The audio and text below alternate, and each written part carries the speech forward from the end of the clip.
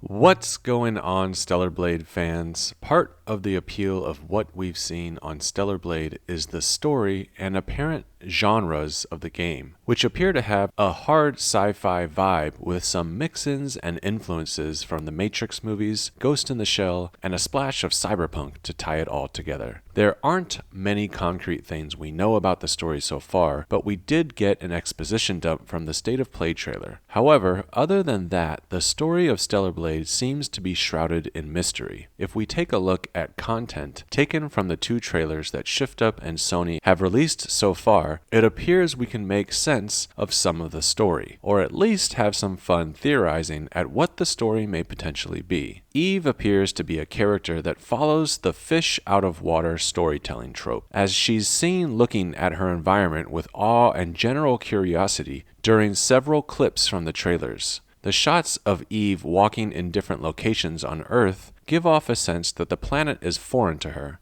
Part of the story of Stellar Blade will be about Eve uncovering what happened with the human species and how they are forced to an off-world colony by the enemy Naytiba. The trailer shows that several of the enemy Naytiba have humanoid bodies with malformations and infection-like body growths. So perhaps the Naytiba originate from a virus or some type of bioweapon that was either accidentally released on Earth or used during an apocalyptic war between warring countries or factions of humanity. These are the few things that we can say for certainty. What I'd like to do is share my thoughts about what I think will happen in the game based on the content we see from the two trailers. So let's have some fun theorizing what may happen during our time playing as Eve in the upcoming beautiful game Stellar Blade. What could possibly happen as a prologue to the game is that Eve will be on a mission with her 7th Airborne Squadron. We hear that this is the name of her military group during the State of Play trailer. If you look at this clip of Eve, she's wearing an all-black bodysuit with gold and orange trim and illuminating components. I believe this character, who we see in a couple of slow-motion shots toward the end of the same trailer, is also a member of the 7th Airborne Squad, and the black and golden orange colored bodysuits are the uniforms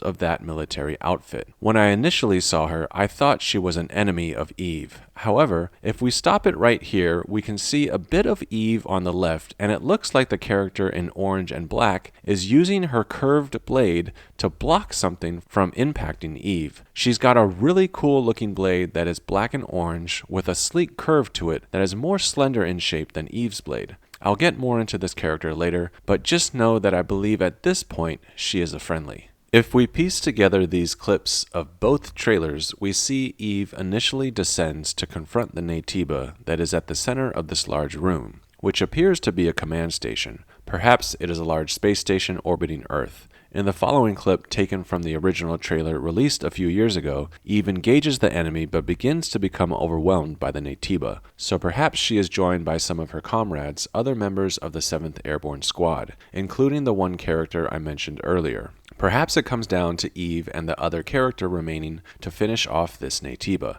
As we see in this clip, Eve uses her own blade to detach one of the leg components of the Naytiba, but in the process loses it. In what we see as a formidable and acrobatic maneuver, Eve impales the Naytiba with that component, then swings herself high into the air. As she does this, she receives the black and orange blade from her squad mate. Again, this is not Eve's blade, but the blade of the other character mentioned earlier, and thrusts it into the enemy. So we know for a fact that in this incredible action set piece, there is at least one other squad mate present. Now, I'm not sure why Eve's outfit change occurs. Perhaps there is a story reason for this, or perhaps the green suit that we see in many of the clips was simply the first outfit Shift Up created for Eve. The clip of Eve impaling the Naytiba is from that original trailer. Thus, the reason for it being on Eve in this initial trailer. Regardless, Eve and her squad mate may think the Naytiba has been defeated. However, Eve is grabbed here and flung out into space. And if we look at the room that Eve is flung from, there are several things that match from the earlier clip of Eve when she's wearing the black and golden orange bodysuit, such as the yellow glass panels, the white-looking web of liquid-like infection that's spreading across the floor, and of course the enemy Naytiba itself. So we know the clip of Eve wearing the black and gold orange bodysuit comes before the scene where she is flung into space.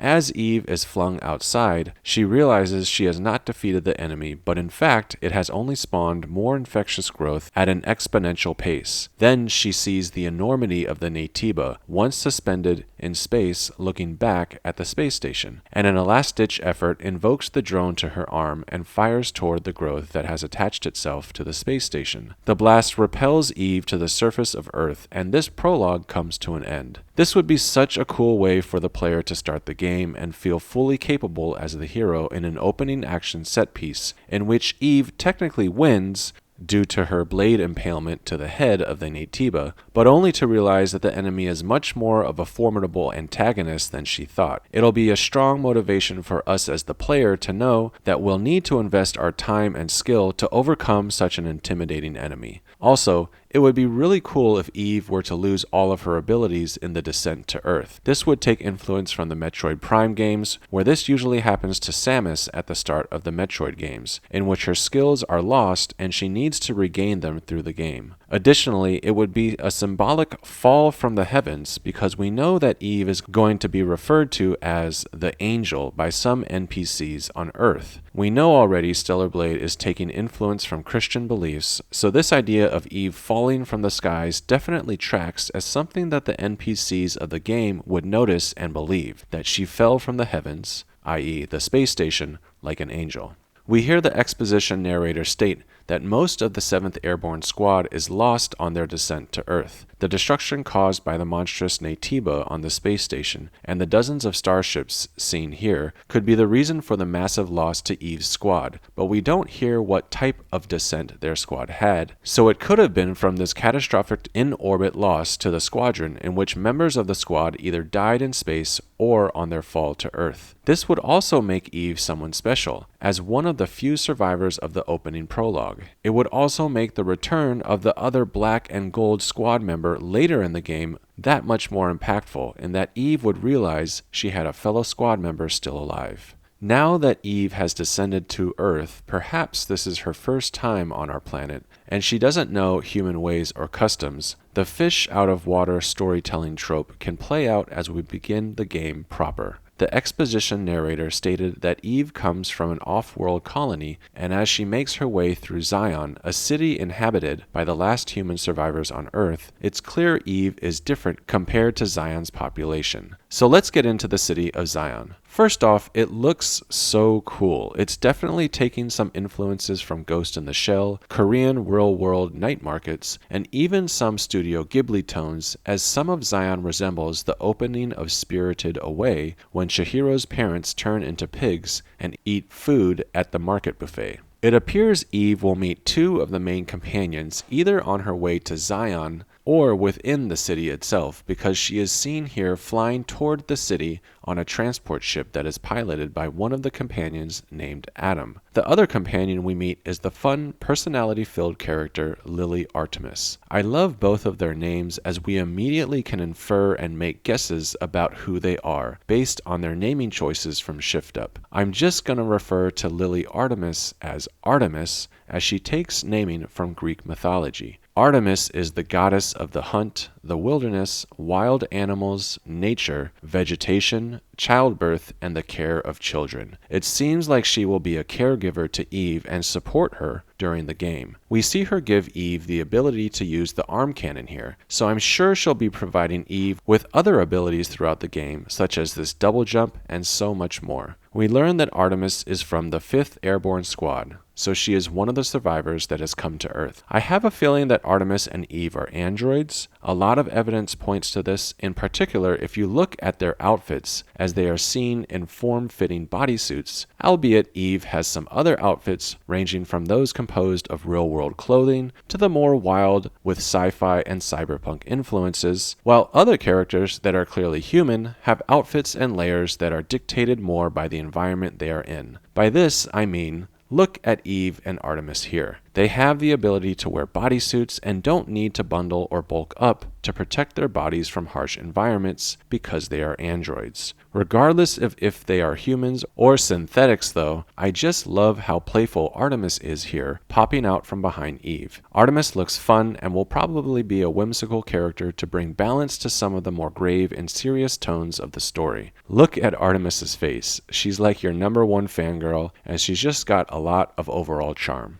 With our second companion, Adam, his name points to his character being tied to Eve a little bit more directly because of the immediate connection to Christian influences. Adam and Eve, according to the creation myth, were the first man and woman. They are central to the belief that humanity is in essence a single family, with everyone descended from a single pair of original ancestors. So maybe Eve is going to romance Adam, and there will be some plot points about them being a catalyst to bring forth a rebirth in humanity or something like that. I do believe a rebirth will happen in one or several ways, because we know Shift Up has pulled from Christian influences to develop the story of this game. One way a rebirth or resurrection may occur is how it relates to what we hear from the exposition narrator state about Adam's motivation. It's learned that Adam is looking for a power source called Hyperside. If we take a look at one of the side quest missions descriptions, we can see a reference to a place called the Cradle.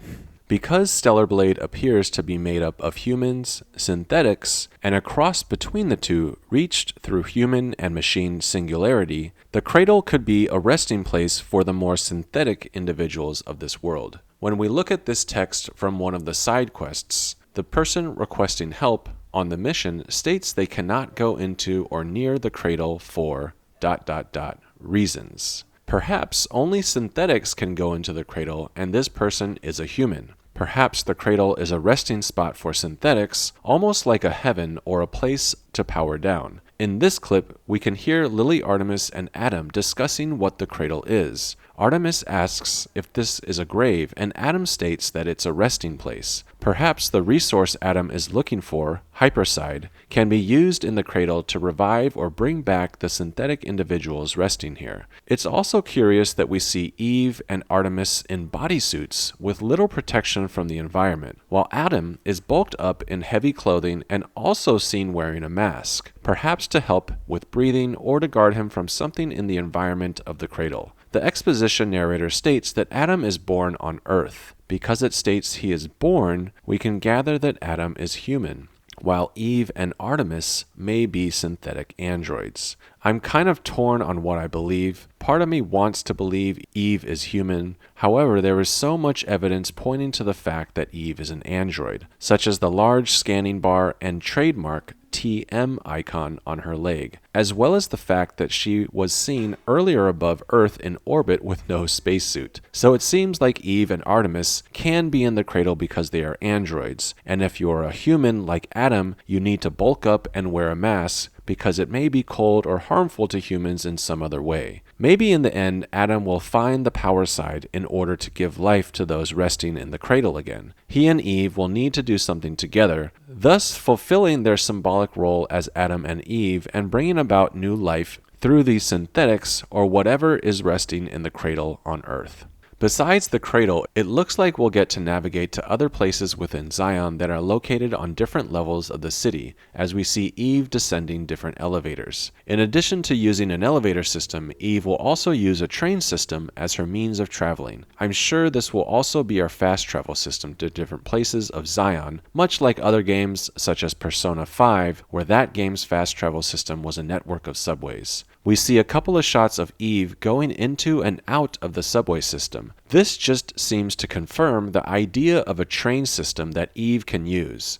And then finally, we see Eve and her drone talking on a train, albeit it's suspended above ground and not a subway at this particular moment, but still, we will perhaps get some nice cutscenes to enjoy during transitions from one location to the next. Back underground, I did want to pause in what appears to be a subway station to notice Eve approaching this neon advertisement of what is called an Eternal. I could be wrong, but it appears this Eternal is an android that can be purchased and be a companion to or serve a human or whoever buys them. The advertisement looks like it's selling Eternal as a product. kind of like a servant android or something like that. Because the face on the advertisement somewhat resembles Eve, it makes me wonder, is Eve a product like one of these Eternals? Is Eve a souped-up version of this Eternal, almost like a prototype version that is capable of combat? This scene really resembles the shot from Blade Runner 2049, where Ryan Gosling's replicant character Kay looks at a similar advertisement for a product in the form of a hologram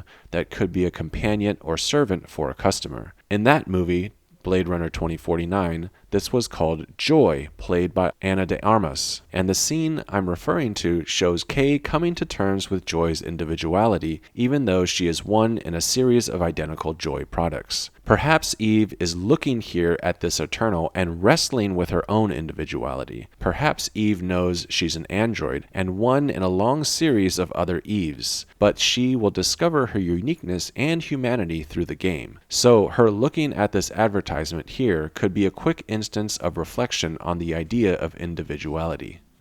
We get to learn a little bit about campsites, as they are described as previously set up locations done so by other airborne squads. I'm not sure if this means totally different outfits not related to Eve's 7th Born squad, or if they are perhaps indeed set up by an actual comrade to Eve. Regardless, we see that Eve can access different parts of the world and also save player progress at campsites. They seem to be similar to what we saw in the latest Tomb Raider games, where you can save the game, purchase upgrades, and craft items/weapons. Here, we see the vending machine accessed through a menu, so the items can be purchased from a company called Selenium Next Generation's Choice. So Selenium is the weapons/military items manufacturer of this world. When we take a look back at the campsite itself, it is really cool because we see a lot. First off, I want to recognize that Eve has a record player to play some vinyl. This is so cool. So in addition to being a hipster, we know that Eve is going to be able to enjoy some music. This game is for sure going to have a bangin' soundtrack. The game director Hyung Tae Kim stated that their game's composer is none other than Keiichi Okabe, who also composed the Nier games. Nier Automata won Best Soundtrack the year it was released at the Game Awards, so we have a lot to look forward to with Okabe's score in Stellar Blade. We'll no doubt get to enjoy different tracks from the soundtrack on Eve's record player, and additionally, Shift Up is a South Korean studio, so here's to hoping we'll get to jam to some K-pop as well. Now, I still believe Eve is an android. However, there are some serious signs within her campsite that point to her being a human. Eve's got a pot of maybe some chili that she is going to be grubbing on in the campsite. I don't really know of many androids that eat or drink, but perhaps Eve is a model that does. Or maybe she is less of an android and more like a replicant from Blade Runner and is not actually synthetic but almost like an enhanced human that still needs to eat and drink. And then you got the Selenium vending machine, so maybe you can drink specific drinks that you keep in your tumbler and it'll provide different stat boosts or capabilities. We see in one of the menu screens that one of the items Eve has is called a tumbler, so perhaps these drinks are what you can keep in that tumbler. Eve even has a sleeping bag that looks like it's really well insulated, so again, if she were an android, she wouldn't need this. Maybe she is indeed human or a replicant-like enhanced human. And then I gotta comment on those kegs over here on the edge. Could these be beer kegs? I wonder if Eve is a big beer drinker. Maybe she's hitting keg stands with Adam and Artemis. You never know. I love that Eve has a dream catcher hanging while her drone is just floating next to it. So maybe you can decorate your campsites and it can boost the morale or capability of your drone. Give it some decorations to be more happy and it will provide you better ranged fire. So the campsites seem really great and it'll be a lot of fun to hang out in them for a bit of a reprieve from combat. We got Eve running through some destruction, and as we pause here, we see Raphael's space station. Please, oh please, let us have the ability to go to space or different planets. Of course, my theory is that we start off on a space station, but it would be great to feel that space flying itch and be able to actually break out into orbit above Earth and be amongst the stars through a spaceport as what we see here. There are a couple of shots inside the space station seen here, where we can see the display of flights clearly stating destinations in orbit above Earth, destinations called Orbital Destination and Colony Gateway. So perhaps we can go to these destinations, but I wouldn't be surprised if we don't and they are just referenced in the Raphael Space Center. But it does look like we'll get to go to various locales around the world. In addition to Zion and the surrounding wasteland, we'll be going to somewhere in Russia. This building has a sign written in Russian that translates to Patelo's Plaza and Shopping Center. Somewhere in Korea, this Korean writing translates to something about safety. And then perhaps Hong Kong. This skyline kind of resembles the Hong Kong skyline, but what gives me pause is this bridge over here. I don't think there is a bridge like that in Hong Kong. And then as Adam drives off on his speedboat, I don't think the geography around Hong Kong has these landmasses in that area of Victoria Harbor. But who knows, this game is set after an apocalypse, so there's no telling how far in the future this is or what the repercussions of the apocalypse has had on Earth's environment. I'd like to conclude with some discussion about the old man who was seen heavily in both trailers and finish my thoughts about where I think the other member of Eve's 7th Airborne Squadron as a character will be going. That's really a mouthful to keep referring to her as that, so from here on out, I'm just going to call her Other Eve. Okay, so in terms of the old man, let's look at his environment. The typewriter, library stacked drawers, books, the Game of Thrones looking globe, and the candles inform us that he's been here for a while. His use of the old, pre-modern technology of our real world gives us the vibe that he's been around since before the in-game world's apocalypse, and he must be knowledgeable about what happened before that apocalypse. He states that he knows something about the fall of humanity. He will therefore be a source of information for Eve and exposition for us as we play. However, to keep up the mystery for us as the player, he's most likely going to meet his demise before he can tell us too much. There is evidence of his death. Towards the end of the State of Play trailer, we see the same circular room that the old man is in, but he is no longer there. Instead, we see blood all over the floor and this dark, creepy character that flies upward out of the room. In the trailer, the dark character is fast, and there are crow-like sounds emanating from it as it flies away.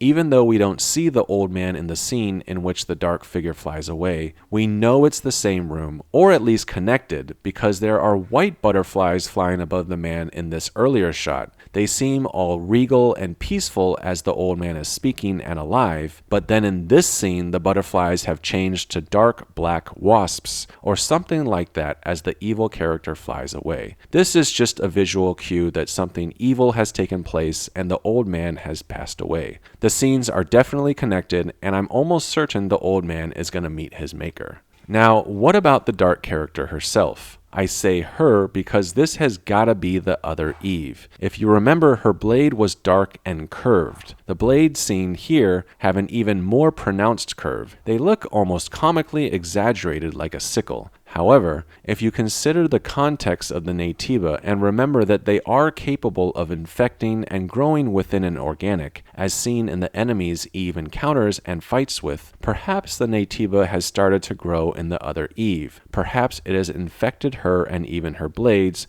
thus curving them to an even more exaggerated state. Of course, we don't know at this point whether she has fallen victim to the Naytiba or she's infected herself on her own free will, but this scene seems to confirm Eve will battle the dark flying character because we see Eve slashing this enemy, which clearly has at least one black wing. The black mass on the other side could be a wing or a general black infectious mass, perhaps in place where the second wing used to be. As this character spins around, we see the black and orange color scheme of the uniform the other Eve wears. We can see the same circular illuminating features on the back of her bodysuit. You can see them here when the two are battling as comrades in the trailer where they are both fighting together against this Naytiba with the large circular orbs for hands. And then you can see the golden orange illuminated circular back shoulder components again here when Eve is now fighting against the character, whom I believe is now an infected Naytiba. So the other Eve may in fact be a late game enemy that we'll have to fight, or perhaps even be the final boss herself.